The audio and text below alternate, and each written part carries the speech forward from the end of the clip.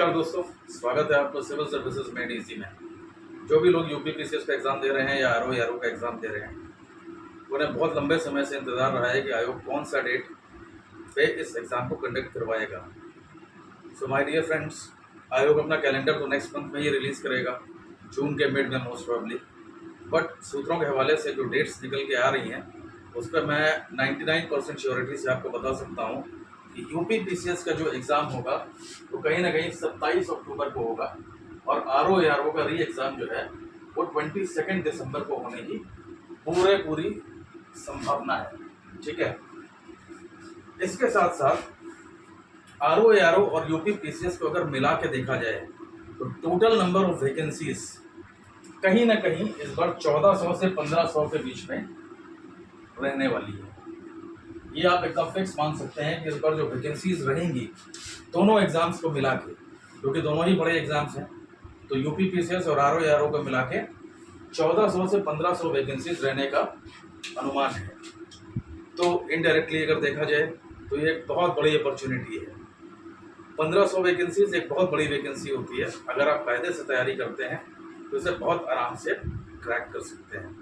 ठीक है, अब इस वीडियो में नेक्स्ट हमें देखना ये है कि हम कैसे और क्या तैयारी करें कि हम इन दोनों ही एग्जाम्स में बहुत अच्छा परफॉर्म कर सकें। क्योंकि देखिए, यूपीपीसीएस हो या आरओ हो, इन दोनों ही एग्जाम्स में बहुत सारी सिमिलैरिटीज़ हैं। मतलब सिलेबस के कई हिस्से कॉमन हैं।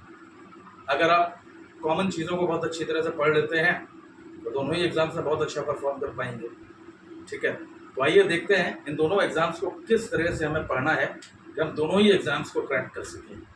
ठीक है, तो देखिए, जहाँ तक जीएस की बात है तो देखिए, जीएस तो आरओ और यूपीपीसीएस दोनों में ही सेम है। अब जहाँ तक बात जीएस की है तो यहाँ पे आपको हार्ड वर्क और स्मार्ट वर्क दोनों ही करना पड़ेगा। हार्ड वर्क और स्मार्ट वर्क दोनों ही करना पड़ेगा। क्यों मैं ऐसा बोल रहा हूँ? मैं ऐसा इसलिए बोल रहा हूँ क्योंकि देखिए, स्मार्ट वर्क तो ये होता है कि आपने पीवाईक्यूज देखे, प्रीवियस ईयर क्वेश्चंस देखे, टॉपिक सेलेक्ट किए, उनको पढ़ा और आप एग्जाम में भी कोई चीज़ें आ गई क्योंकि आपको ट्रेंड पता चल गया पीवाईक्यूज की एनालिसिस से। बट हार्ड वर्क मैं इसलिए बोल रहा हूँ क्योंकि चाहे यूपीपीसीएस का एग्जाम हो या आरओ का एग्जाम हो, फैक्चुअल चीज़ें आपको याद करनी ही पड़ेंगी। अब सेंसस 2011 का अगर डेटा है तो बिना याद किए वो काम नहीं चलेगा। अर्बनाइजेशन है, बहुत सारी रिपोर्ट्स आती हैं, जितने इंडेक्सेस आते हैं वो सारी चीज़ें आपको याद करनी ही पड़ेगी। ठीक है, तो स्मार्ट वर्क और हार्ड वर्क दोनों की ही ज़रूरत है। और दूसरे आरओ का जो लोग एग्ज़ाम सिर्फ आरओ का एग्ज़ाम दे रहे हैं, मतलब जो यूपीपीसीएस नहीं दे रहे हैं, वो गलती से भी ना सोचें कि ये एग्ज़ाम हल्का रहने वाला है। So don't take it very lightly. यहाँ पे आपको एक सॉलिड प्रिपरेशन की ज़रूरत पड़ेगी। देखिए, मैं आपको पहले भी बताया था और अभी भी बता रहा हूँ कि आरओ का जो री एग्ज़ाम होगा या इनफैक्ट यूपीपीसीएस भी अब जो होगा, दोनों का ही प्रीलिम्स अच्छा खासा टफ होगा। दोनों का ही प्रीलिम्स टफ होगा, बहुत ही ज़्यादा टफ हो सकता है। ये अच्छा खासा टफ होगा, तो अपनी प्रिपरेशन बहुत अच्छी तरह से करिए। ठीक है, और यहाँ पे जो प्रीलिम्स है इसमें इस बार गलतियों के लिए कोई स्कोप नहीं होगा, नो स्कोप फॉर फ्लॉज। तो इसलिए मैं बार बार बता रहा हूँ कि जो भी तैयारी करिए एकदम सॉलिड तैयारी करिए। पढ़ना, अगर अभी तक नहीं पढ़ रहे थे तो पढ़ना स्टार्ट कर दीजिए। पढ़ाई टारगेटेड करिए, अपने लिए टारगेट्स डिसाइड करिए कि किस हफ्ते में आपको कितना काम करना है। डेली टारगेट्स बनाइए, वीकली टारगेट्स बनाइए, मंथली टारगेट्स बनाइए। उन टारगेट्स को टाइम बाउंड मैनर में ख़त्म करने की कोशिश करिए। ठीक है, जब भी आप टाइम बाउंड चीज़ें करते हैं तो कहीं ना कहीं वो चीज़ें टारगेटेड हो जाती हैं और वही आपको एग्ज़ाम में अच्छा रिजल्ट देती है। तो पढ़ना स्टार्ट करिए, पीवाईक्यू सॉल्व करिए, करंट अफेयर्स याद करिए, स्टैटिक पोर्शन को डील करिए। ये सारी की सारी चीज़ें जो है ना, ये आपको करनी है। अगर नहीं करेंगे तो दोनों ही एग्जाम्स हाथ से निकलते हुए नजर आएंगे। ठीक है, अब इसके बाद देखिए, हम देखते हैं कि यूपीपीसीएस और आरओ में क्या क्या चीज़ें ऐसी हैं जो कॉमन है या सेम है। ठीक है, तो देखिए, सबसे पहले अगर हम मेंस की बात करें, मेंस में तो यूपीपीसीएस में देखिए आपको 3 एसेज लिखने हैं, आरओ में भी आपको 3 एसेज लिखने हैं। अंतर सिर्फ इतना रहेगा कि यूपी पीसीएस में ये 3 एसएस 150 नंबर के होंगे और आरओ में ये 120 नंबर के होंगे। ठीक है। अब इसके साथ साथ तो प्री में जो आप जीएस तैयार कर रहे हैं, आरओ की बात कर रहा हूँ, 120 नंबर की तो आप जीएस तैयार कर ही रहे हैं, 60 नंबर की हिंदी हो जाएगी। बस थोड़ा सा आपको मेंस में करंट अफेयर्स एडिशनल करना पड़ेगा। ठीक है, क्योंकि जीएस तो ऑलमोस्ट आपकी तैयार हो ही चुकी होगी। अगर आप देखिए तैयारी कायदे से कर रहे हैं और जीएस को हल्के में नहीं लिया, अगर बहुत अच्छी तरह से आपने प्रीलिम्स की तैयारी करी है, तो जब मेंस आएगा तो भी वो तैयारी आपके काम आएगी। ठीक है, तो 120 नंबर की जो जीएस आनी है ये आपकी वहाँ प्रीलिम्स के लेवल पे ही तैयार हो जाएगी। एडिशनली सिर्फ आपको करंट अफेयर्स देखना होगा, जो अगर आप फ्री के बाद या उस फ्री के बाद ही ऑब्वियसली मेंस के लिए 15 से 20 मिनट भी अगर पर डे अगर आप इसमें देते रहेंगे, तो करंट अफेयर्स वाला सेक्शन जो है वो आपका बहुत अच्छी तरह से तैयार हो जाएगा। ठीक है, अब इसके बाद देखिए जहाँ तक बात आती है हिंदी की तो देखिए सबसे इम्पोर्टेंट चीज़ हो जाती है आपके लिए मुहावरे और लोकोक्तियाँ। पीसीएस में भी आता है और आरओ में भी आता है। पीसीएस में ये 30 नंबर का आता है और आरओ में ये 10 नंबर का आता है।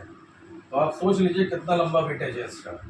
ठीक है, उसके बाद जो नेक्स्ट चीज़ होती है वो होती है आपकी पत्र लेखन। पत्र लेखन पीसीएस में भी आता है, आरओ में भी आता है। अंतर सिर्फ इतना होता है कि पीसीएस में 5 होते हैं और आरओ में 9 होते हैं। तो जो लोग आरओ की तैयारी कर रहे हैं उन्हें आरओ के लिए केवल 4 एक्स्ट्रा पढ़ने पड़ेंगे। ठीक है, इसके साथ साथ हिंदी वाले सेक्शन में रेखांकित अंशों की व्याख्या करवाई जाती है। ये पीसीएस में भी होता है और ये आरओ में भी होता है। अब पीसीएस में क्या है, इसका भावार्थ निकलवाया जाता है और आरओ में संक्षेपण करवाया जाता है। दोनों के लिए रूल्स हैं, रूल्स पढ़ लीजिए, प्रैक्टिस करिए, ये चीज़ें बहुत आराम से आप सॉल्व कर सकते हैं। बट ये वाला जो सेक्शन है रेखांकित अंशों की व्याख्या वाला, पीसीएस और जो देखिए इसमें एक चीज़ मैं आपको बताना चाह रहा हूँ, जो भी लोग सिर्फ पीसीएस की तैयारी कर रहे हैं या पीसीएस जो दे रहे हैं, जो दोनों दे रहे हैं, वो इसको अभी ना करें।